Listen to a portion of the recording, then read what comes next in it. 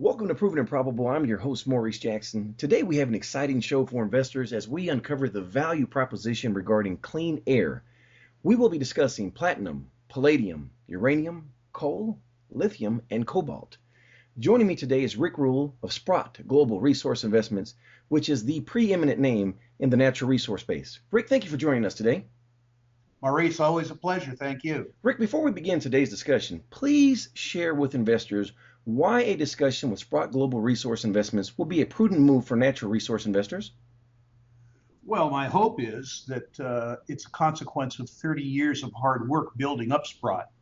We believe ourselves to be the largest small cap natural resource money manager on the planet. We have decades of experience, and also, I think importantly, on top of the experience, the money that we spend on an annual basis doing fundamental research, hiring geologists, hiring engineers, doing financial modeling, doing site visits, paying for market analysis on various commodities, puts us in a rather unique position as natural resource investors. I think in fairness, if investors are interested in things like, I don't know, supermarkets or textiles, they'd be better off with a specialist firm in those areas. But if people care about natural resources, the fact that we've done the same thing for 30 or 40 years, the fact that we're probably the largest in the world, and the fact that we have a multi-million-dollar research budget probably argues in favor of participating with us. Well, thank you for sharing that. And for listeners that may not be aware, Rick Rule is one of the most distinguished, serially successful investors of all time. So it's quite an honor to have you here to share your thoughts on what may be an opportunity of a lifetime for contrarian and value investors, which is clean air. You know, Rick, you've taught me a number of priceless lessons regarding investing in life. One in particular that I would like for you to expand upon, which is germane for today's discussion, and that is scarcity. That it doesn't necessarily mean high value, but scarcity with utility and demand are what create value. Can you expand upon that, please? Well, yeah, scarcity and utility, as you just suggested, the conjunction of scarcity and utility is important. Scarcity means that in order for the commodity to, depending on pricing, of course, scarcity means that at a given price point, the demand for a commodity is greater than supply. And scarcity is useful as a concept for resource investors because when a commodity is being sold for less than its cost of production, while the future looks bleak for the industry, in fact, the price of the commodity has to go up in order for supply to be present in years forward. That tells you why a commodity price should go up. It's important, though, to look at utility, too. How useful is the commodity to the consumer? Because that tells you that the price can go up. So as an example, later in this conversation, we're going to be talking about platinum and palladium. And the truth is that it costs the industry more to produce it than it sells for, which means if we're going to have platinum and palladium in the future, the price has to go up or else the cost of producing it has to go down. And it's important in the context of utility that at this price point, platinum and palladium generate really substantial values for users. The consequence of understanding scarcity related to price and understanding utility, again, related to price, is central to the thesis of platinum and palladium and central to the thesis of a commodity investing in general. Well, thank you for sharing that, Rick. Let's delve now right into today's conversation, which is clean air. Although it is a global challenge, whenever I hear clean air, as an investor, immediately, my thoughts are focused on opportunities afforded by China because of their industrial pollution and the demographics on car sales and their need for catalytic converters, as you just referenced, platinum, palladium. Can you expand the narrative on that, please? Well, I think that's a good point. In truth, the desire for clean air is global. I think about what the air was like when I was growing up in California without the technologies that have evolved to reduce auto emissions and reduce industrial emissions. And believe me, the air that we breathe today after 5 decades of economic growth is substantially better than the air that we were breathing here 50 years ago. So the truth is that the market for clean air is a global market, but the growth market, as you suggest, is a market in China. And this occurs for a variety of reasons, probably the two most important of which is that as China becomes richer, it can afford to clean up the air. It's one thing to have a desire, it's another thing to have the means. But probably just as importantly, Chinese society and the Chinese government have settled on clean air as a real social priority for China in the next 10 years. The Chinese government has identified particulate air pollution as a special health challenge, killing, they say, in excess of 500,000 Chinese people a year and costing billions and billions and billions of dollars in public health expenditures. Now, this particulate pollution comes about from a number of sources, but the three most important are automobile emissions, industrial emissions, and industrial emissions from coal-fired electrical generation. And the government of China is at least acting as though they are going to address each of these three very aggressively in the next 5 years. If they do as they say, and we have to acknowledge right now that governments aren't world famous for doing what they say, but if they do what they say, that would result in really substantial disruption in a variety of commodities markets.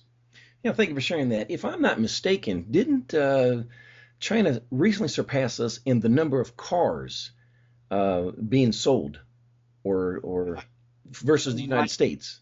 My understanding is that the largest new car market in the world is now China, followed very closely by the United States, of course. But the penetration of automobiles, that is the number of Chinese with automobiles relative to the total population of Chinese, and also the demographic growth of Chinese, meaning the growth in disposable income in their working and middle class, is such that it is likely, or at least it is believed to be likely by the global automobile industry, that China's lead over the United States will continue to grow going forward from here. Penetration, that is the number of cars per potential driver, is much higher in the United States, much lower in China. So China has much more room to grow. You know, just to add on to that, I believe it's 9 out of 10 working Americans, or adults, I should say, own cars, but in China it's just 3 out of 10. So there's a lot of potential growth there. It's a wonderful statistic, Maurice. I wasn't aware of it, so thank you for bringing it into the conversation. You know, Rick, sticking with platinum and palladium, platinum is in essence 30 times more rare than gold, and it costs about $250 less today per ounce than gold. But unlike gold, platinum and palladium respectively serve a critical role in clean air, specifically catalytic converters. Where do we derive these metals, and what is their cost of production right now? Well, let's first of all, the source of the metals is almost entirely South Africa and Russia, with minor contribution from Zimbabwe, and even more minor contribution from producing platinum and palladium as a byproduct of producing other metals, in particular nickel.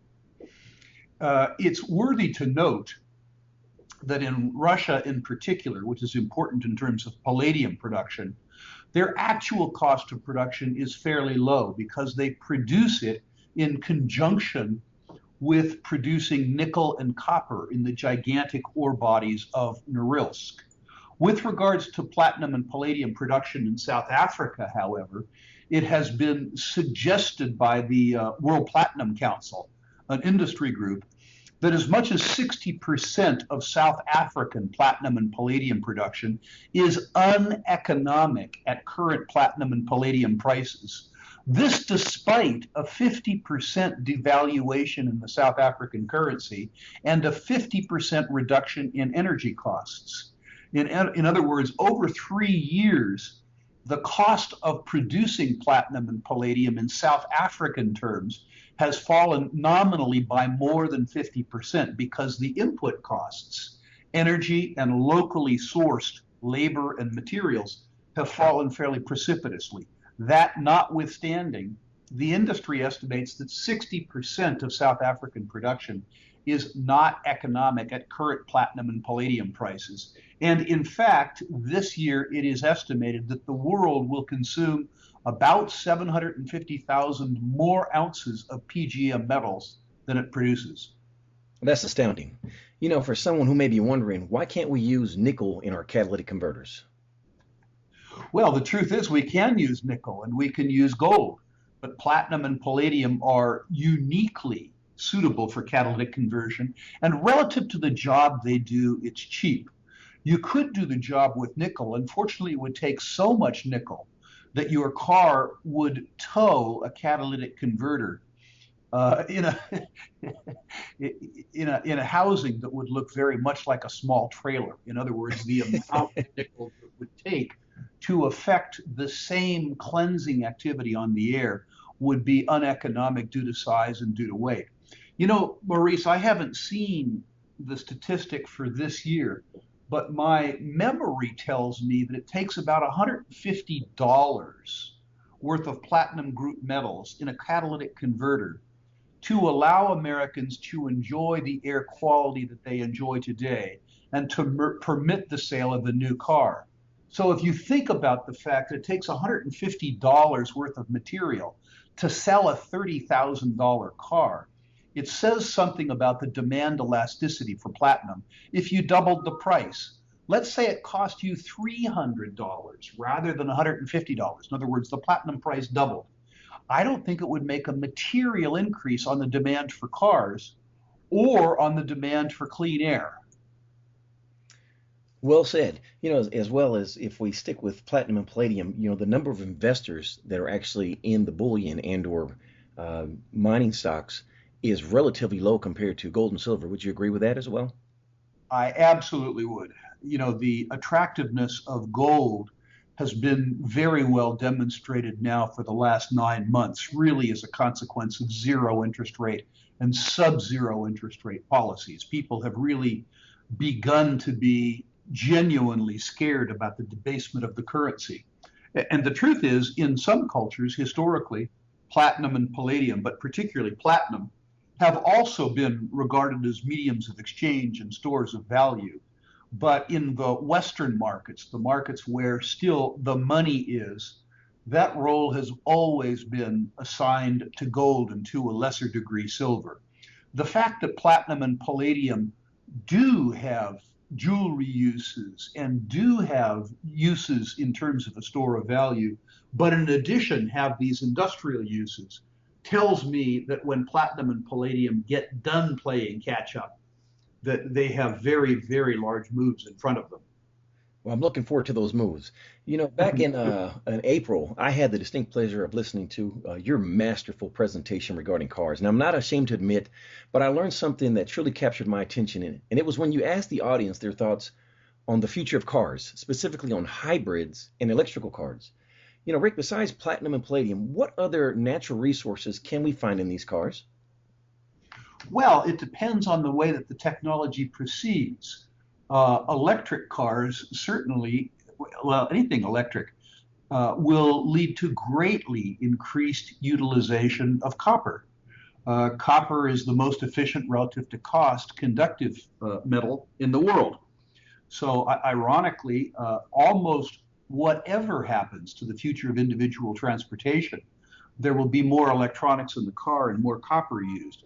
But battery technology, of course, would argue that there would be more lead used, more lithium used, and more cobalt used. If a different technology emerges, which is more fuel cell centric, my suspicion is that more platinum and palladium and more nickel would be used.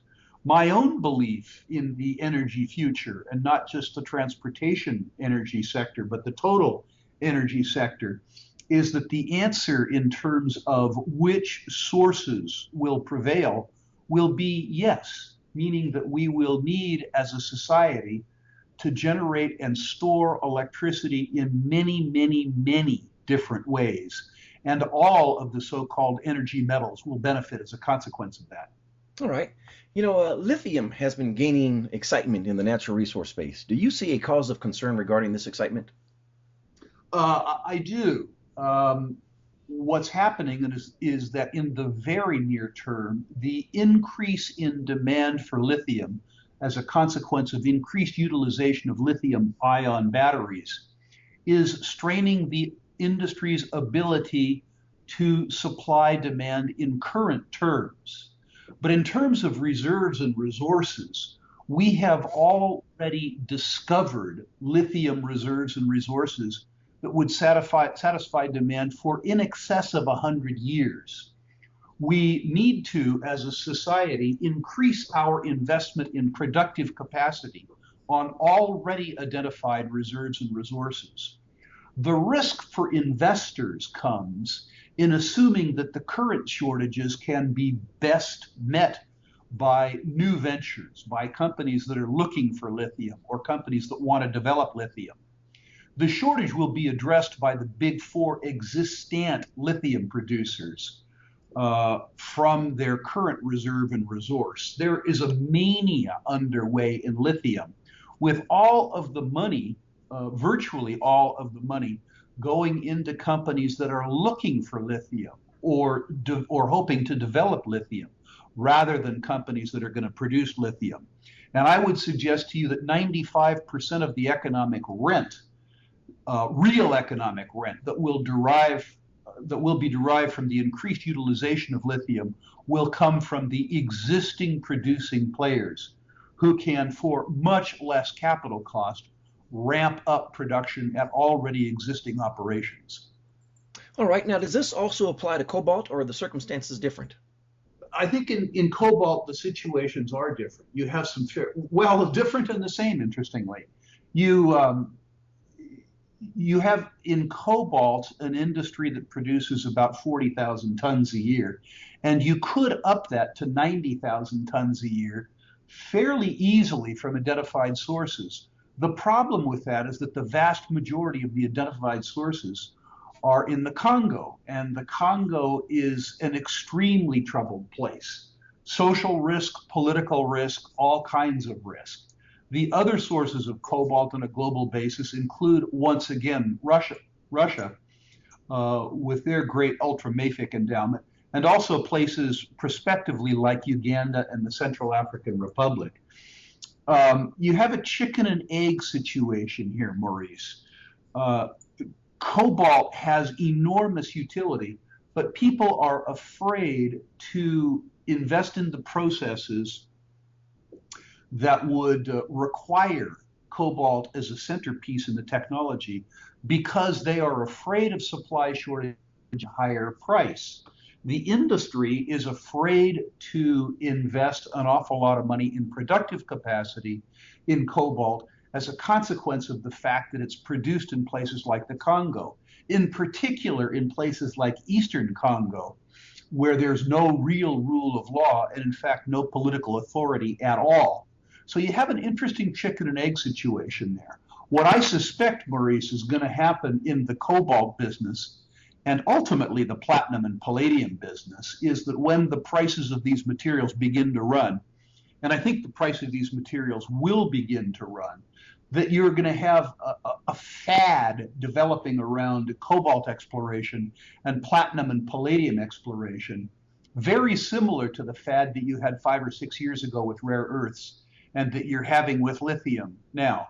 And ironically, I think that fad will ultimately benefit some speculators because although they may not be able to compete producing cobalt or platinum and palladium, my suspicion is that a global search for the ultramafic rocks that produce cobalt and platinum and palladium may yield some very large copper and nickel deposits. In other words, I think that the investing fad around cobalt and platinum and palladium will generate nickel exploration in effect in drag, and that could ultimately be beneficial for everybody. Interesting. Rick, I know you're a big advocate for uranium. Why is that? Well, pretty simply, one thing is I've learned to make money by investing in things for which there is ongoing demand that people hate. Um, and people hate the uranium business. As a contrarian, of course, if somebody is ignoring something, that's good enough. But people hating something is, if you will, the holy grail. And when you talk about uranium, people don't only talk about the fact that it's an industry that isn't earning its cost of capital. They talk about it in the context of Hiroshima, Nagasaki, and 3 Mile Island.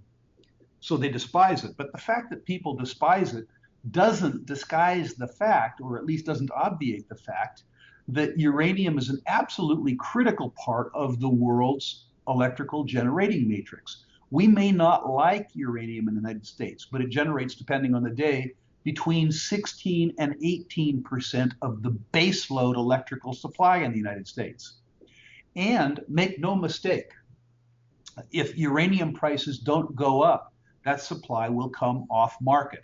The International Energy Agency and Cameco, the world's largest uranium producer, estimate that it costs the industry worldwide between 60 and 65 US dollars per pound to produce uranium, including the company's cost of capital, that is, indirect costs. And the company sells that same pound of uranium for between $35 and $40 a pound. So let's use the high number. You make the stuff for $60 a pound and you sell the stuff for $40 a pound. You lose $20 a pound and try and make it up on volume. That is not sustainable. Maurice, your listeners and your viewers, if they're American, can ask themselves a simple question. 6 years from now or 7 years from now, when they turn on the light switch, will the lights come on? If they believe in 7 years that when they flip on the switch, the lights will come on, then they believe that the uranium price will go up high enough to cover the cost of production. Because if you take 16% of the US generating capacity offline, when the margin for error in the US is about 5%, what you do is you shut down the grid, and that simply isn't going to happen. You know, it sounds like the classical case of the cure for high prices is high prices, and the cure for low prices will be low prices. You know, Maurice, you're right. Markets work. They're messy, and we hate them. But markets work. Your viewers, when they hear this stark juxtaposition of math versus the narrative, need to understand that although something absolutely has to happen, although it's inevitable, it may not be imminent, which means that while the uranium price has to go up, it had to go up 3 years ago, too. It doesn't have to go up now. It may go up 2 years from now, or it may go up 3 years from now. But the truth is, it has to go up. You know, that's a critical point you just emphasized there. So thank you for sharing that. Last but not least, how about coal? Uh, at current prices, I like the coal business. Ultimately, over time, our utilization of coal is going to decrease. It's going to decrease faster in places like the United States, where we can afford alternatives, alternatives like nuclear and alternatives in particular like natural gas. But the truth is that coal is one of the most efficient by volume sources of electricity on the planet. And there are places on the planet that are not going to be able to diversify out of coal as fast as rich countries are. The other simple truth about coal is that the United States at present is even more reliant on coal than we are nuclear. So the phase out of coal is going to take place slowly over time. Meanwhile, in the United States, with regards to thermal coal, that is the type of coal that's used to generate electricity, about 90% of US production now takes place at costs below, gets sold at prices below the cost of production. So the same discussion that we had with regards to uranium takes place with regards to coal. The second thing is that, remember, the coal market isn't a monolith. First of all, there's thermal coal, the stuff that's used to generate electricity, and there's metallurgical coal, the stuff that's used to make steel. And although about 20% of world steel production takes place with electric arc or reduction technology, 80% utilizes metallurgical coal. The same discussion that we had with regards to Platinum and palladium, essentially. platinum and palladium, pardon me, also takes place with regards to coal. If your readers and listeners believe that 7 years from now they'll be able to buy items that are made of steel, that means that they believe the coal price is going to be up, because whether or not we like it, coal is a critical component in the making of steel and hence the fabrication of things like automobiles and refrigerators. All right. It's quite fascinating and very exciting, again, from a value proposition. Rick, you've shared with the audience, again, the value proposition and opportunities regarding clean air. In my experience, I've seen investors take a discussion, and I'm guilty of this myself, take a buckshot approach to deploying capital to companies simply because their nomenclature had the name of the metals we've just discussed today without doing their due diligence. And sometimes that may be simply because they've grasped the fundamentals and they want to take action, but they have a difficult time discerning which companies they should deploy the capital towards. How can Sprott Global Resource Investments assist them with this endeavor? Well, I think we can help in two different ways, Maurice. For people who aren't our clients, if they email us their existing resource portfolio, email it to contacts@sprottglobal.com, and have your portfolio, both company name and symbol, in the text, I personally will rank the companies in the portfolio and send it back to the people who emailed it to me with absolutely no obligation to the person who sends their portfolio in for ranking. For people who would like to become customers of Sprott Global, after we have asked them some questions to ascertain their goals, their means, and their risk tolerance, we will suggest strategies to accomplish that goal. In other words, if people are attracted to the value proposition offered up by lithium, we will separate the wheat from the chaff among lithium producers.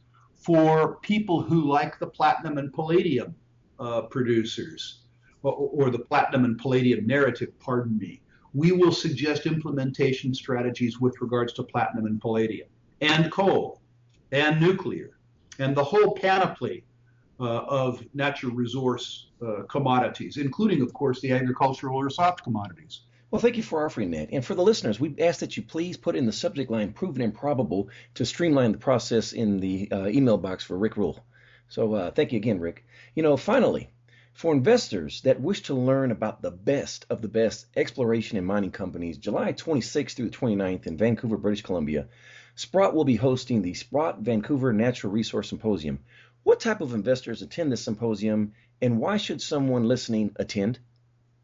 Well, generally high net worth investors, because part of the attraction of the conference is that you will meet 55 public company exhibitors, and the possibility always exists to get on the private placement list with regards to those exhibitors. It's probably suitable in many ways for all speculators, but the truth is that it costs money to attend and it costs time to attend. And so people who have relatively good-sized portfolios probably can more realistically afford the time and treasure that's required to show up to that conference. It's worth noting, Maurice, I think a couple things about that conference. First of all, it's served the market for 25 years. The utility of the conference is such that it survived the bear market that we've just been through in fine form. The conference has always delivered enough utility that investors have come to it in good markets and bad. The second thing that I think is important to note about the conference is that every public company that you see there will be public companies that are owned by Sprott in fee-generating managed accounts by Sprott. Now, that doesn't mean that every one of these stocks is going to go up. What it does mean is that we know the companies well and we have researched the companies. In other words, they aren't just advertisers, they're content. And the third thing I'd like to stress about this conference is that there will be 700 high net worth investors there. And the idea that all of the knowledge at the conference comes from the speakers, comes from the dais, or comes from the exhibitors is nonsense. The truth is that the collective knowledge of 700 high net worth investors is worth a lot, and you'll have a chance to see those people in action, listen to their questions, participate with them in discussion groups. You'll have the ability, by the way, to watch various speakers, several of whom have made hundreds of millions of dollars, and in the case of Robert Friedland, billions of dollars building natural resource companies. You'll have the ability, after they're done speaking, to watch them wander around the exhibit hall and listen to the questions that they ask public companies. And I would suggest, in the right set of circumstances, the bull market that's coming, that opportunity itself is almost priceless. I wholeheartedly concur with every statement you've just made, specifically with something that you mentioned there with the 700 high net worth investors. I had an opportunity to attend last year, and you do receive just as much valuable information from those investors as you do from the exhibitors. So thank you again for sharing that. And for investors that want additional information, we will provide a link with all the specifics for those that wish to attend physically or virtually for the Sprott Vancouver Natural Resource Symposium. Now, Rick, at the conclusion of the symposium, you will be speaking at another event in the same location hosted by Giant Bhandari, which is Capitalism and Morality. What can you share with us about this event? Well, capitalism and morality has become one of my favorite activities. It's not a financial conference per se. It's more of a philosophical conference. Capitalism and morality will appeal to those listeners and viewers of yours who believe themselves to be libertarian or free market oriented. Capitalism and morality is really a discussion of the social and political issues of the day. So speakers, of course, like Giant Bhandari, speakers like Doug Casey, like myself, will be talking really about non-financial topics. One of my personal favorite libertarian or anarcho-capitalist intellectuals is a guy named Walter Block, who teaches at Loyola University in New Orleans. And inexplicably to me, Mr. Block has come out in favor of Donald Trump for president. So I look forward to having a detailed conversation with my friend Dr. Block about what I see as a sort of a divergence from his libertarian background. But I've known Walter for a long time, so it'll be interesting to see if he can convince me. Well, I look forward to attending that as well. You know, I mentioned earlier that I've learned a lot regarding investing from you, but also about life. And this is what I was referring to earlier for those that are listening is when I've heard you speak in the past at the Capitalism and Morality, again, through Giant Bhandari, it's just been phenomenal. I've learned so much. And again, there are additional speakers, Doug Casey, I believe Adrian Day as well. Is that correct? That's correct. Yes. So it's going to be quite an opportunity for investors, and again, it's not investment specific, but to learn more about liberty and events such as this. You know, last question, Rick, what did I forget to ask? Well, that's a good question.